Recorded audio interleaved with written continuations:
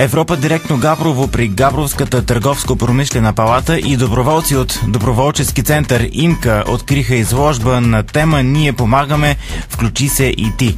Повече подробности за инициативата ще чуем от колегата Дарина Цветкова. Изложбата беше част от мероприятията по повод 20 годишнината от основаването на Търговско-промишлената палата в Габрово. Тя е разположена в Националната априловска гимназия и е посветена на доброволческите традиции в Габровска област. Показани са атрактивни моменти от работата на доброволческите организации, традиции и добри практики в Габровска област.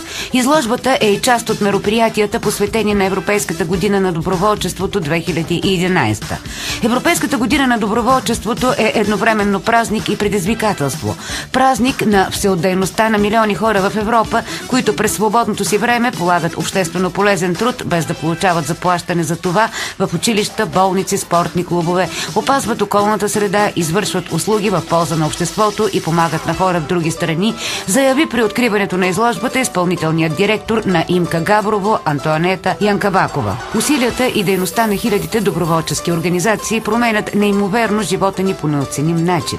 Светът е много по-хубав благодарение на доброволците. Тази година е и предизвикателство за 3/4 от населението на Европа, които никога не са участвали в доброволческа дейност. Европейският информационен център Европа директно Габрово при Габровската търговско-промишлена палата организира редица събития, за да отбележи Европейската година и да даде гласност на усилията на европейските институции за насърчаване на доброволческите дейности и на активната гражданска позиция.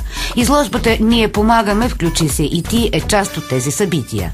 През годината с помощта на Европа директно габровските доброволци почистиха природен парк Българка, подготвиха благотворителна изложба-концерт, представиха доброволчеството в училищата, а най-добрите доброволци получиха и специални награди.